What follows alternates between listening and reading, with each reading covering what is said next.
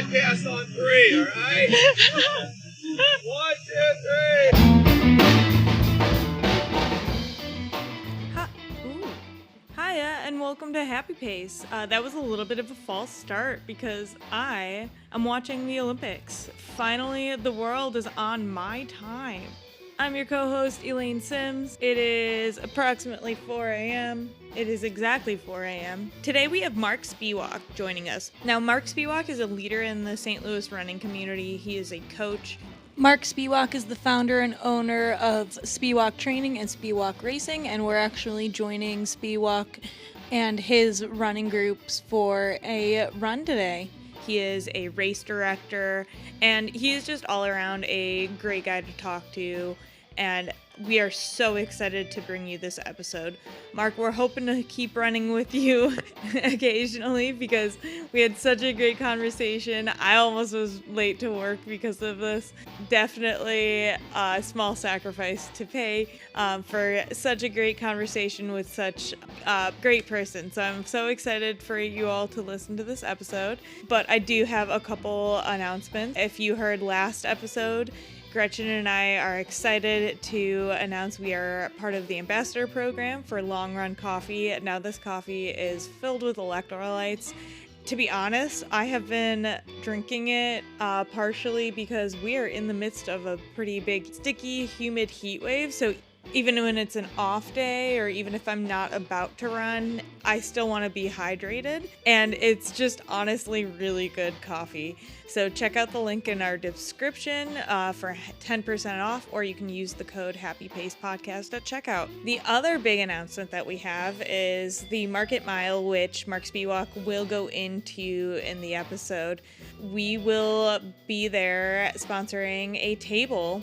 We'll be handing out stickers and business cards and maybe some of that tasty coffee that I was talking about earlier. Now sit back, relax, and fall into your happy pace. And pace-wise, whatever, we usually match. Yeah, we kind of just run slightly slower. Just okay, yeah, that's perfect. You know. That's perfect. And I, traditionally, as always, I forgot to start my watch on time. I was looking down and said, okay, make sure I have too. Well, it doesn't count. Oh, yeah, watch out for the car here. Anna, you're supposed to get in front and smack the car down. Did you guys meet Gretchen and Elaine? Now, We're the Caboose crew. well, they have a name. They have a name. I love that. I like it. And ahead of us, slightly ahead of them, is the party pace. Ooh. So, I feel like you guys cross over though. Yeah. Like sometimes I'll see you. Yeah. I always wonder, like, is there a membership card or something that you have to have? You know, we're all just subsets. Yeah. It's a cult. It's a timeshare. It's like, do you want to join this team? If you join this team, you have unlimited access to friends. But a lawyer's going to call you every month with a proposition of, can you get money off your timeshare? I'll take your tithings. Yeah. All right, I'm fine to do whatever pace you guys want to run. You don't have like a workout or anything crazy? No, it's good. I used to do a lot of stuff in Big River, actually. Started working there when I was in high school. So did you fit shoes? I did, yeah. For 5 years. Oh my gosh. All the locations. Really? Okay. Yeah, so O'Fallon, South City, and West County. You work at the O'Fallon one? Yeah, all of them. Okay. We didn't have a very big staff. Yeah. So we kind of rotated around, and Wild. it was just kind of like we were just really like, you kind of went everywhere. And I mean, I didn't think too much about going out to O'Fallon because it really wasn't that bad. Like, it's only like about 35, 40 minutes. Yeah. All highway. But yeah, I mean, it definitely was, Big River is really where everything started for me in terms of like the St. Louis running community outside of high school. Because it was like volunteered at like the training team and the Wednesday night, or what was it, Tuesday night speed or Thursday night speed, like all that stuff. Did so much of. So it was like every summer, I just remember all those things, like so much ingrained in me to this day. Yeah, I worked at the U City for Were you a at U year City? and a half. Okay. Yeah. You look familiar working there. Well, we could trade stories about the U City basement. Yeah. Okay, do you think there are ghosts down there? Oh, absolutely. Yes! Absolutely. I want to dig into the legends and lore of Big River U City, but I feel like that would take up way too much of our very valuable recording time. So let's back up to, you said Big River was your introduction to the St. Louis running community at large after high school. Yeah. We were doing some, research. Okay. We know that your brother was basically your inspiration to joining running in high school or middle school? Yes, yeah. No. Good investigation right there. So if he hadn't done running, what would you have focused your energy in? I would have played basketball. Basketball was my favorite sport. I was super dedicated to it, loved playing, loved watching, and it was actually in 8th grade when I started to get better at running.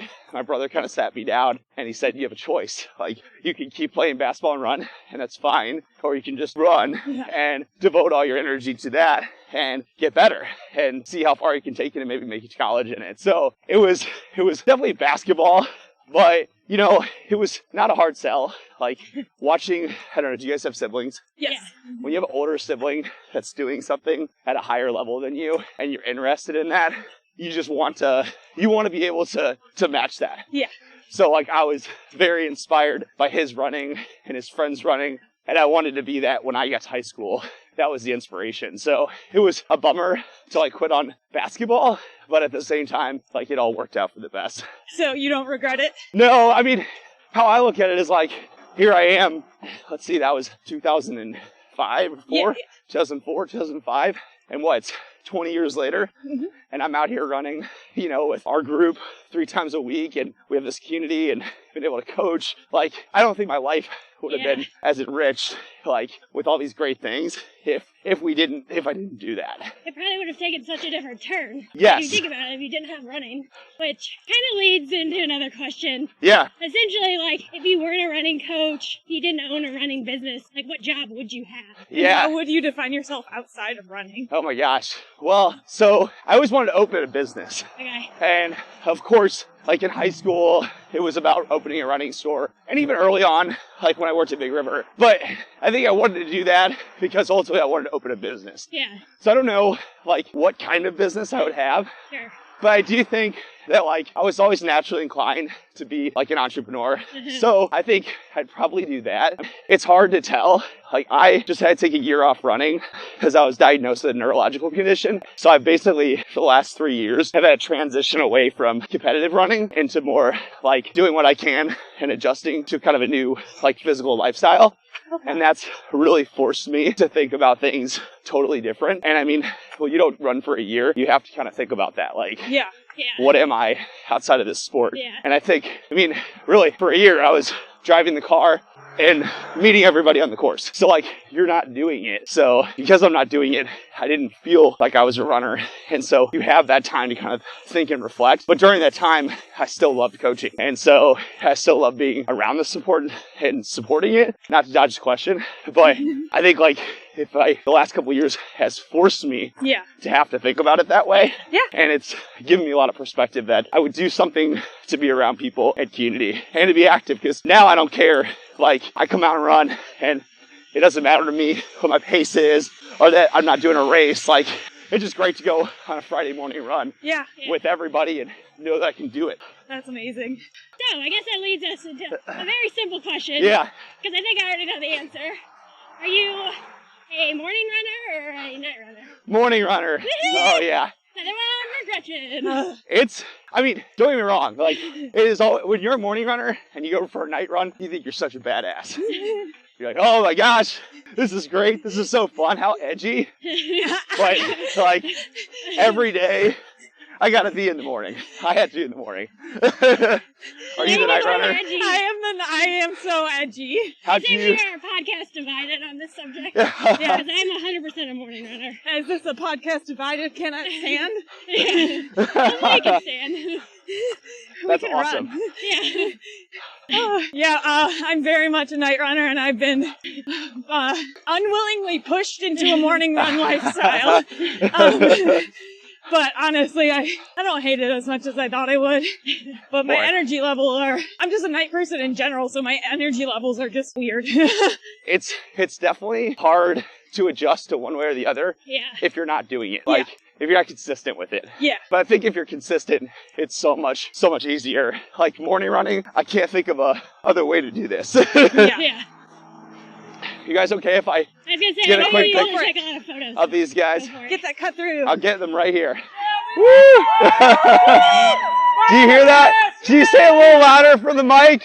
Did you hear that in the mic? All right, good. Thanks, guys. We got a photo of you taking a photo. Oh, nice. Thank you. Yeah, it's definitely like the art of running with your phone and capturing content. Like on my bike and car, it's so easy. Yeah. But when I'm doing it with a group now that I'm running, I'm like sprinting to spots. Yeah. People will hear me like footsteps and they know. Like, okay, photos are about to happen. Mark is close. Yeah. So it's definitely a difficult task. But you know, not all heroes wear capes. You know. Does anyone ever go, oh, hi, Mark? On like group runs? Yeah, in general. You know, I think like definitely we run, like the girls I coach, like the high school kids, they always make fun of me because like whenever we go to the park, any park really, like we always run into people I know. Oh yeah. And so they keep a count of the number of marks. So they're like, okay, that's 1, that's 2, whatever the case is. But I tell them, I'm like, if you run in the same area and you've been around the same places, like it's like kind of like you go to Schnucks, like that's kind of how it's like. So I'm gonna keep talking to you while I get them on the run. This is my art of how I do it. I didn't know anyone in the group today. Well, did you not know? Well, this could affect you guys. It could affect any St. Louis runner. There's been a guy who's been harassing me and several runners for years. He rides by on his bike and he yells at you and he says, "Put a shirt on." And like aggressively. And he's primarily Webster or like all around? First time I ever caught him yelling at us, I was running to the arch on Wash Ave by Urban Chestnut.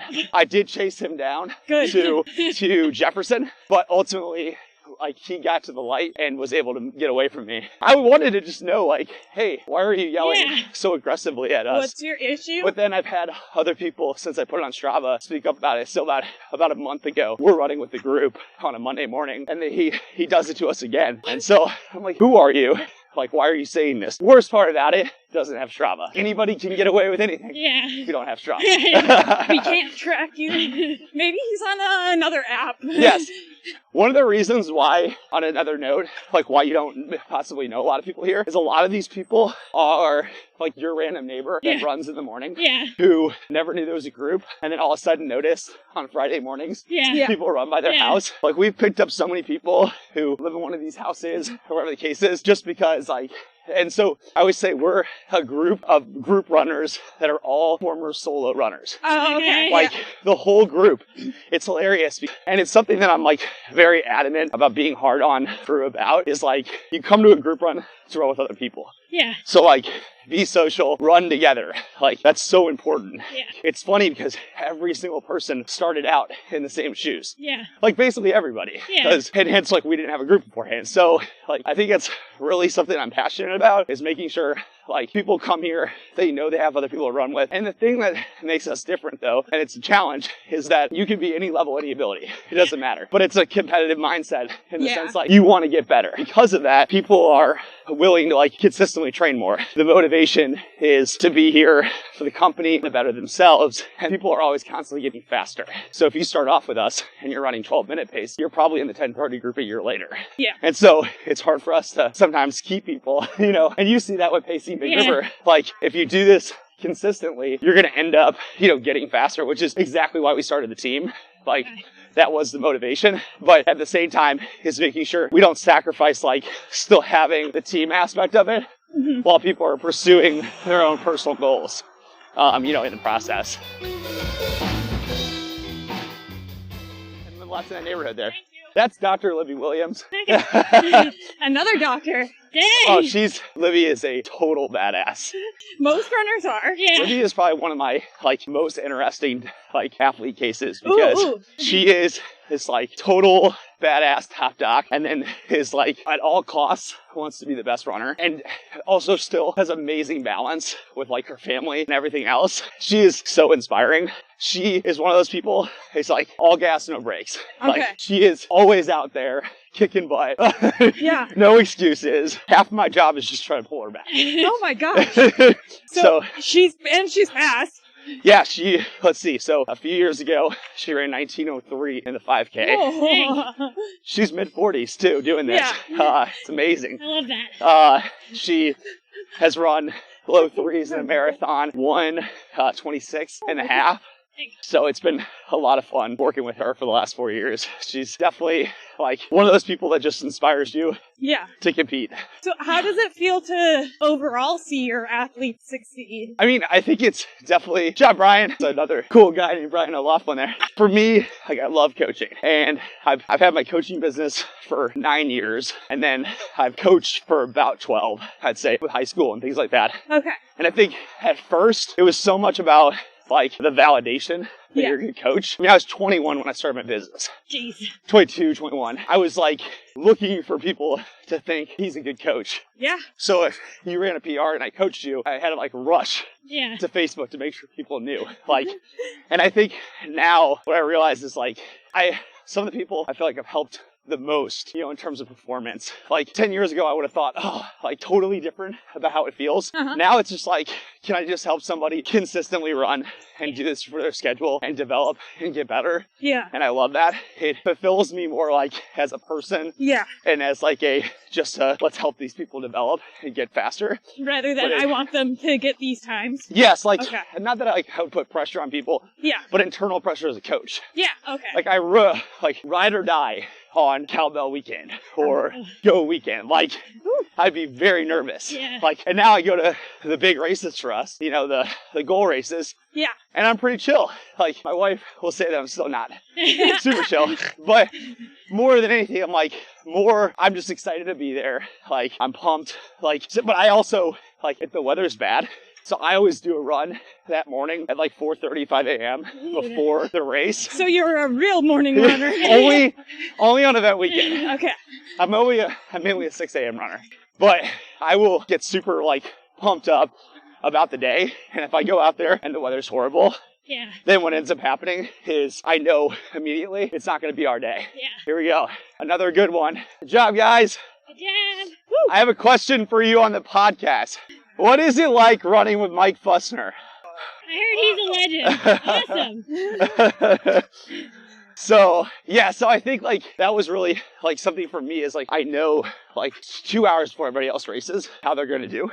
So I can prepare myself. Do you prepare them? Like, hey, the weather's... We've already talked about it, so it's like at that point I just try to be positive and reinforce like what I think needs to be done. Okay. But at that point, like I realize, okay, it's a really tough day. So if we can outperform what most people do in bad conditions, that's success. Okay. And that's exciting for me. Yeah. That's kind of the test is like to be able to help people perform. It's all relative, right? So what the conditions are, who they're running with, things like that. So what inspired you to form your own races? I started putting on charity events, let's see, I was like 19 years old. And I started a separate company called More Miles, More Smiles. And it was basically, I sold t-shirts and it said More Miles, More Smiles. And I thought I was going to be the Amazon. I thought I was selling this out of my parents' garage and I was going to, make it big. I had a blog. And it was kind of similar to what you guys were doing without a podcast. Like I really wanted to like interview runners and show off the stories. You guys are doing it at a much better level than I was doing it. But I spent a lot of money on what do you call it? Shirts. Yeah. Like bad business move. Okay. I invested like $7,000 oh my gosh. into inventory. Because I thought, that if I spend that kind of money, you can't wave after you say that. So I spent a ton of money on shirts and thinking I'm going to sell them like every hour of the day. Wait, so 7 came when you were 19, so that was about 12 years ago? Let's see, I'm 32. You're 32? Or about to be 32, so yeah. But I started this business and I had a friend approach me and was like, hey, I'm the president of the Children's Heart Foundation. Would you want to pair up and put an event on together? And so it's kind of where it started, where I realized pretty quickly that I wasn't going to sell shirts, but then nonprofits started approaching me and saying, hey, like, would you be willing to, like, do a race with us and things like that. So that's kind of how I got started, was pairing More Miles, More Smiles with different charities. Okay. So we put on this race called the More Miles, More Smiles for Hearts 5K. And that was at night. It was at Tillis Park in Ladue. Oh, wow. It was super fun. Had a bunch of kegs on tap afterwards. That's amazing. That was great. And then after that, we had, I put on a race with Children's Hospital called the Runner Run Some More 5K. It was a 5K, and then afterwards, you got to build your own gourmet s'more. Ooh. That was super fun. And we were actually, so my co-race director, her name is Melissa Hill, her son died of cancer when he was 10. And so she started a foundation called the Jackson Hill Foundation in honor of Jackson. And she ended up building wellness centers in hospitals so families can work out while their kids in the hospital. Oh, cool. So we built a wellness center at Children's for the 5 years that we had the event. Wow. And then we had one of those events in Seattle too. Wow. So, Awesome. but that was like for us, the inspiration was just like, yeah, like putting on events, doing that. It was awesome. Yeah. I kind of took a hiatus. And then when we started a racing team, we had the opportunity to do a cross country meet and to do Chain of Rocks and other stuff. So now I've got back into the game of events and I'm stoked about it. Yay! And what event are you coming up with next? Oh man, you prepped that one well. Market Mile, Sunday, August 11th. Woo! So it's a mile race, all levels, all abilities. My target market is On Market Mile. on Market Street. Starting Good job. at Market Street by Keener Plaza. You finish huge post-race party at St. Louis Union Station afterwards. So that's going to be super fun. It's for 3 different charities: Great Rivers Greenway, Peter Paul, Community Services, and then Backstoppers. And it's really like the target market is definitely, the competitive runner, but really than anything, like I want the person who's trying running in the gym, but's never done a local race. Ooh. Like I want this to grow in the future to be like that introductory St. Louis running festival. Yeah. And I love, like, Chain of Rocks is so fun because it's competition, it's competitive runners, it's so much the core of what I love doing. But I love Market Mile because, like, I have a guy who's called me now a couple of times. Like, he's never used Race Roster before.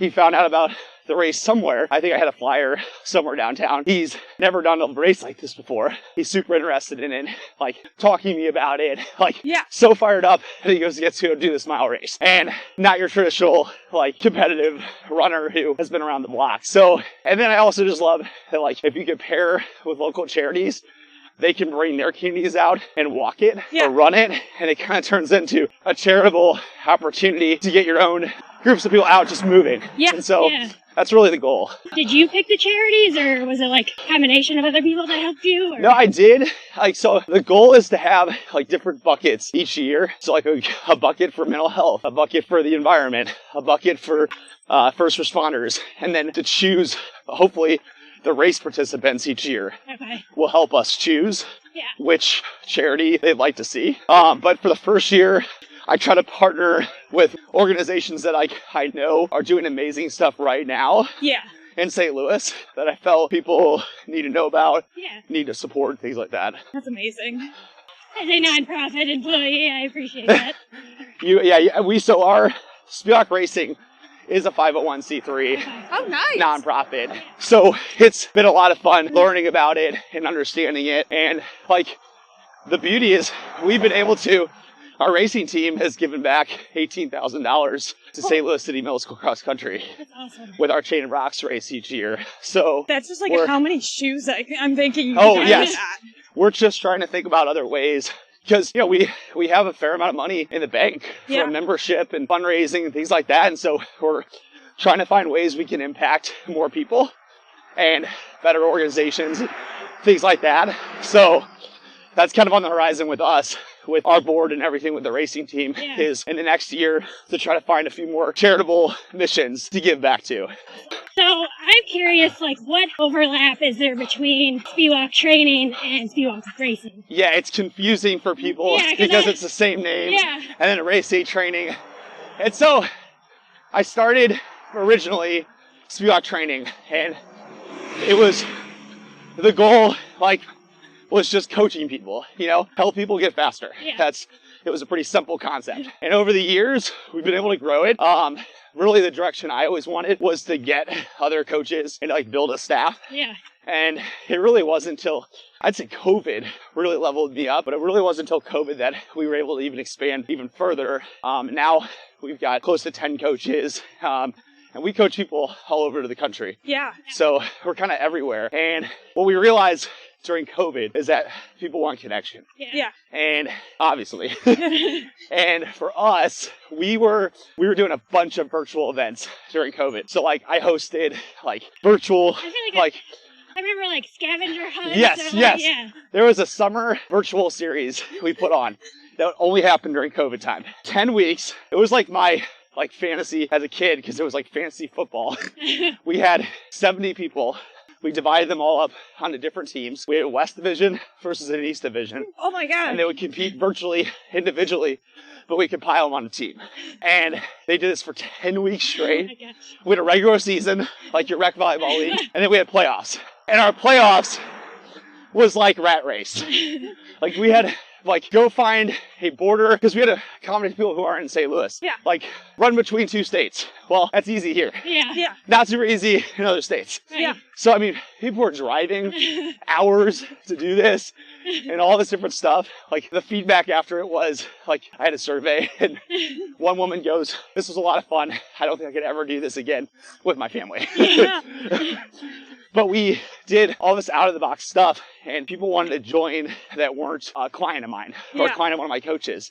So during that time, we raised thousands of dollars for different charities during COVID. We had the camaraderie, we had the charity, and so we realized, you know what, when it's safe to gather again, there's a lot of people who have competitive mindsets, but maybe can't afford a coach, or want just to be a part of something, or they have their own coach. Like, a lot of people are already coached, but their coach lives elsewhere, and they want a team to train with locally.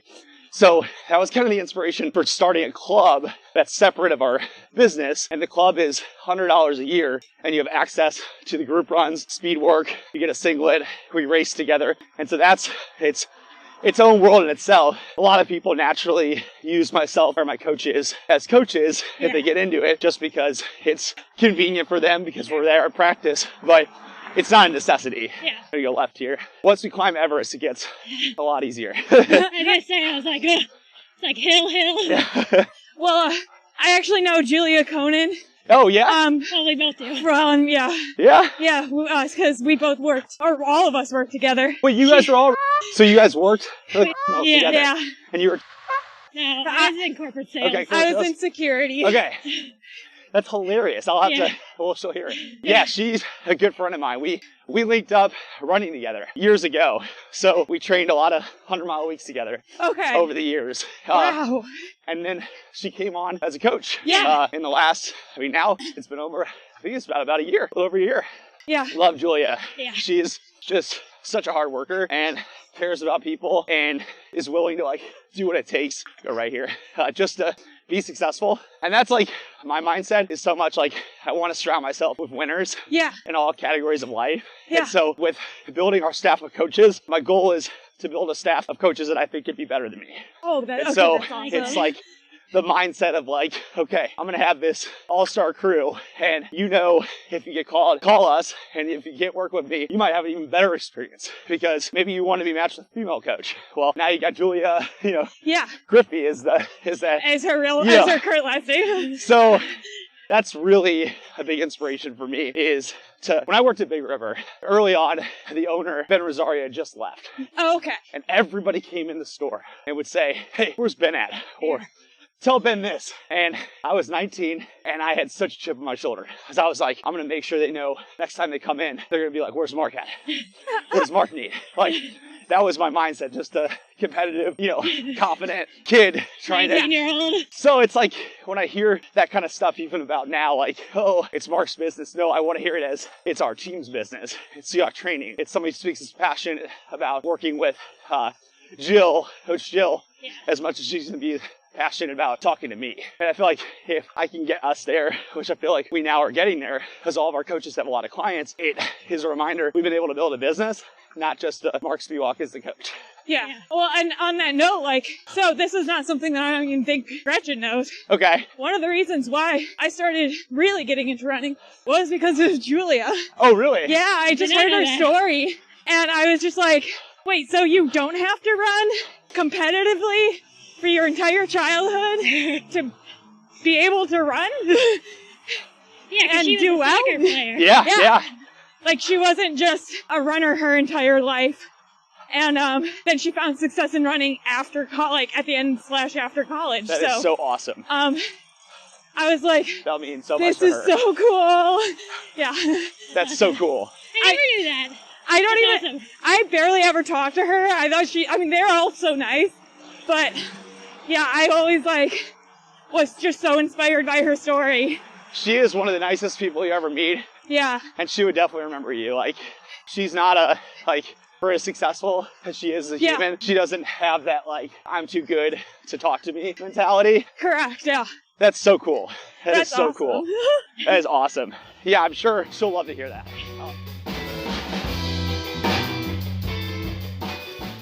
When you are looking at your coaches and you're always trying to get someone because you kind of answered this question that we had, where what do you look for in a coach? Is it really just you're trying to fill the gaps in your current coaching roster, or that you're just looking for someone who fits, the vibes? Yeah, so my goal with business is to own in the idea of owning. Own what we are and be that. In the sense of I feel like early on, it was hard to kind of know what I was doing, because when I started my business, I was going to school. I had a job at Big River. I also worked for Big River camps and other events. I was putting on running events. I had a job as a salesperson at trade shows. Oh my gosh. I was coaching high school cross country and youth cross country. So I had 9 jobs at one time. Coaching, I started doing it. It was on the side. And I never really knew what it would turn into. And to be honest, I didn't want it to turn into anything bigger than what it was. Because I kind of thought it was kind of a stupid idea. Oh, you're a running coach. I hated that idea. I really wanted to run fast times and, land some big job.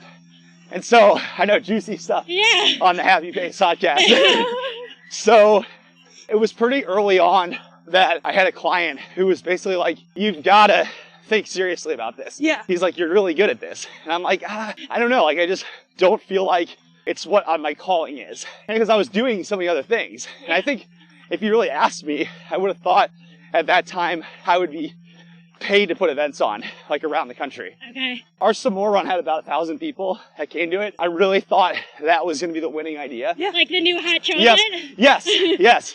It was right during that time. Okay. I think we were a year before hot chocolate had started. Wow. Or at least St. Louis was. Yeah. And then we were interlapped together. So I really felt they'll be able to justify a position for me.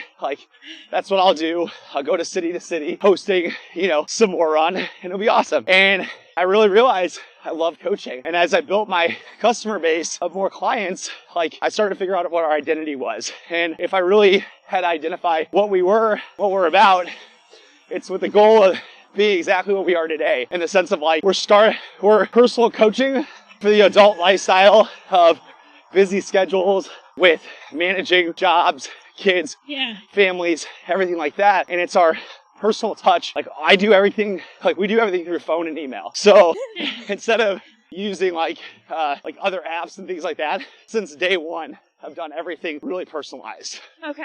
And so we're writing long, training emails to our clients, and they're getting tons of feedback, and they're getting this opportunity to really converse with us. Yeah. And it's been our touch since day one. And nothing wrong with coaching platforms that use them, and I think there's tons of benefit to them. It just has always been our style. And realizing that people are hiring us for that email each week. They're hiring us for that relationship. Yeah. I don't want to get away from that. Yeah. So I realized I want to see our business as the really great hardware store on this side of the road. It doesn't have to be the hardware store that's in every city with an app. That's not us. We're the old school hardware store. We've been on your block for 100 years. You probably don't know who we are outside of that town, but everybody in that town knows if I go in there, that person, whoever you talk to, is going to give me the best experience. And so that's the kind of coach I go find. The coach who's willing to be patient about getting clients, is okay with the fact that we're not going to mass market to just bring tons and tons of people in. Well, I learned very early on that people that select our services is a personality that it has to be committed. You guys know this from running so consistently and doing this. Commitment is huge. It's a two-way street. I've brought people in over the years as clients who don't respond to emails, don't stay consistent, and that's not fun for us. I don't care how fast you run, but if you're paying me to not talk to me and just get a plan, I'll fire you, because that's not my goal. Like, my goal is not just make money. It's to coach people. And I want my coaches to build on good people, not just, oh, we have 100 people that called us and we're gonna work with them and you guys just do it to make money. Like, that's not the hope. Like, and so once I realized that's our identity, our business is so driven on, I always say this to them, foundation and retention, not just, I have this goal of, we need to meet this quota, you know, sell this many training plans, do X, Y, Z. Because when it comes down to it, like, we're coaches. Coaching is such a separate category than business, in my opinion. And so I don't want to go to my doctor's office and feel like they're trying to sell me something. So I'm not saying what I do is right or everybody else is wrong. It's just, that's our flavor, and that's how we're developing it. You want to go to Dr. Diane or Dr. Liddy? Yes. They're going to ethically tell you what you want. And I'm lucky because I get to grow a business while doing so many things doing it that for me, like, I didn't have to rush. Like, I didn't have to be like, oh, I have to make this much money to put food on the table.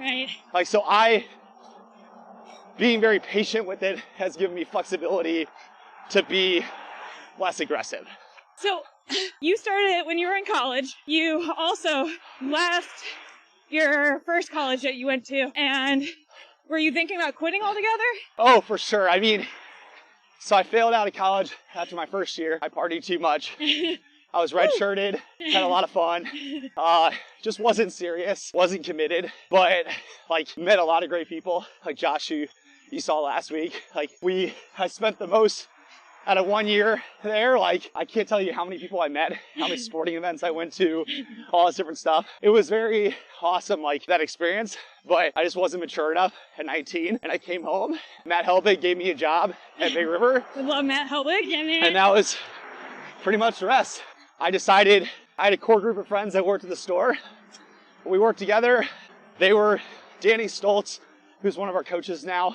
Helbig had recruited him from Oklahoma State to come work for them as a race timer. Okay. So Danny really became like a mentor of mine. Yeah. He was like 28 at the time. Danny has been coaching at one of the top ranked schools in the country. He was a top runner himself. He was telling me, like, dude, you need to come run with us. Why are you not running? Like, why are you not consistent? You know, like, you could keep getting faster. And I was like, well, I'm not on a college team anymore. He's like, that doesn't matter. Yeah. So he really pushed me. Like, he was really like, I want you to come out and train with these guys and do this. And so I really credit Danny for keeping me going, and my buddy Kyle, because they knew, like, they didn't judge me on how my first season went. They knew what I could be from high school. And so they just kind of kept pushing me to do that. And then we started running marathons because Boston bombings happened in 2013. Danny swore he would never, ever run a marathon. He was like, no way. I'll never run a marathon. So bombings happened. Danny was outraged, so mad. And he was like, they'll never take running away from us. He's like, we'll never have this taken away from us. I'm going to do a marathon. Yeah. So, all right, let's do it. So he did Heart of America Marathon, one of the hardest marathons to do in your debut. I think you ran like 2:36. Something super fast. I did grandma's. Well, problem was, I am an idiot. Didn't read the instructions on the packet. It said you need to wear like a race number, or sorry, it was a foot tag And I didn't look at it. Had another friend from Big River who was doing the marathon as well. I get on the bus. Eric looks at me and goes, "Where's your tag?" I was like, "What?" Oh, no. And the only reason why I'm doing this marathon, we trained for like 2 months for it because it happened so quickly. The only reason why I'm there is because I want to qualify to run Boston the next year with Danny. Well, ended up not having that tag. I was like, okay, well, I'll ask somebody at the starting line. They had an FAQ table. They had a sign laminated to the table. And it just said, "What if I don't have my foot tag? You can still run, but it won't be timed." So I qualified by 15 minutes, but I didn't qualify because I didn't have a foot tag. So that was a little bit of a bummer. So that kind of launched my running after college story. But yeah, kept going with it and was able to get really competitive around 2017 to 2019 and had some great races and had a great group I trained with. I linked up with Julia. She started training with us like in 2016, I think. And so we had a good 3-4 year run together, literally. During that time, like, we just had a great group and it was, you know, mid-20s. We didn't have much going on outside of running. Well, Julia had every job in the planet. Right. So we were just putting miles in and, you know, trying to run fast times. And I met one of my best friends through it. His name's Rob Potter. And he moved to Philly actually just recently. But it was cool. Like, we got really close to different people and it all connected through the sport. That's awesome. You have this business, like, it's always been your dream to start a business. Like, I feel like as an entrepreneur, there's this idea that you always want to be making a new business. Yeah. So what's next for you? You know, with my coaching business, like I was saying earlier, is I just want it to be a really good hardware store. Yeah. So I don't want to do anything else with the business besides bring on coaches that I think are the right fit. Yeah. And so we bring on coaches slowly in the time I feel like, you know, it makes sense. That's kind of something I just want to keep growing slowly and have a passion for it. But honestly, like I would say I get my fix on being an entrepreneur. Instead of going out and trying a lot of new things, I put that energy into putting on events. And that's why starting Market Mile, like, even though it's not something I'm trying to make money on, we're trying to make money for charity. So like, I'm not looking for the big payday. Like, I'm more looking just to kind of create and innovate more experience through our Spewak community. Yeah. And I think if something really inspiring came about, like a business opportunity that I felt like, you know, was something that could be something of interest. You couldn't resist. Yeah. If I was investing in something like, really more than anything is like, if I can play business more in an investor role and mentor to something else, but kind of let that be a side project and continue to develop our Spewak community in the process. Oh, that's the dream. You have a podcast. Yes. Yeah. So why did you start that? I started it because a lot of people said they wanted me to start a podcast. Okay. I like talking, so, you know, I wanted to hear myself talk, you know? Just kidding. But I love talking. I love interviewing great stories. Yeah. And my podcast is really good for my business. Yes. Because if I have somebody that's interested in something, I can, like, refer that podcast link to them. Yeah. Or if I want a prospective client to kind of understand how I talk or how I interact and what my morals are, goals are, podcast really shows that off, as you guys know. Yeah. So that's why I am passionate about keeping it going, because it's sometimes like people have contacted us because they're like, "Hey, I heard Julia on your podcast with you, and she sounds like the perfect fit for me as a coach." Like, well, that was totally worth that episode. Right, you got a client. Well, thank you so much, Mark, for being on the podcast. Yeah, this is a great conversation. Yeah. I think we learned a lot. Yeah. I mean, I could stand here and talk for hours. Me too. I'm like, is it worth being super late for work? Oh, sorry. Yeah. Thanks so much for being on the podcast. Thank you. Thank you. I really appreciate it. Thank you. We'll see you at the Market Mile. No, definitely. Thank you for That's it for this episode of Happy Pace. Like this episode and channel if you found your happy pace while listening. Subscribe to us on Spotify, YouTube, and now Apple Podcasts. You can find us on social media at happy_pace_podcast on Instagram and TikTok. Email us happypace@houseofmachka.com if you have any questions, comments, and ideas for guests. This is a House of Machka production. Our music is written, performed, and recorded by Grant Underhill, Mike Plasmeier, and Jake Laconte. Our graphic designer is Rachel Slingluff. Our marketing manager is Gretchen Brune. This episode was recorded and edited by Elaine Sims. This was recorded in front of a live Kirkwood, Missouri audience.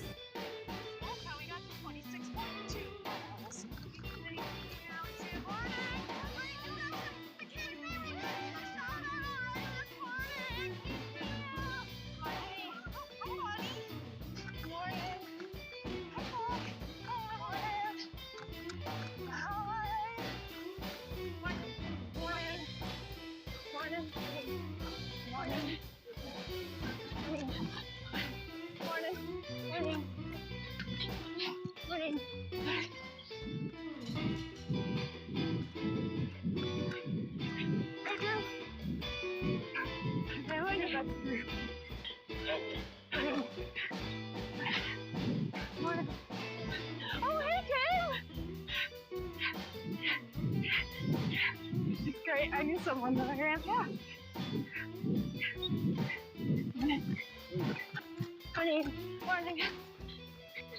Morning. Good job. I'm sorry. Morning.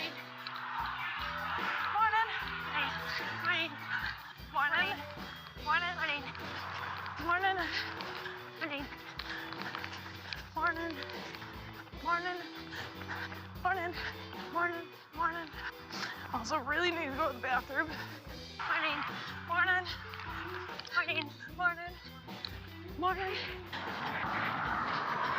Morning. It's Benny. Morning. It's time to get back up and do it again. Hey guys. Guys. Hey Luke. Let's pass some of the Big River Racing team. That's perfect. That was perfect. Morning. But morning. Oh, Yeah. hey Rita. Do you want to be on Morning. the podcast? We're recording right now. Elaine is recruiting her next podcast guest. Yeah. It's a good thing I'm smiling. Hi, Haley. Haley, yeah. We're on right now. We're recording. Say hi. Good morning. Hi, Sarah. Hi, Lauren. Morning. Sorry. Morning. I think. Good morning.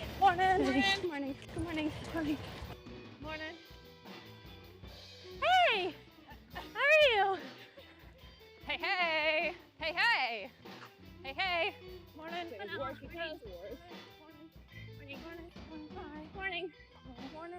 Hey Derek, how you doing, man? Morning, how you doing? You can't wave after you say that. Morning. What's up, Alex? How you doing, man? Good job, Skylar. Good job.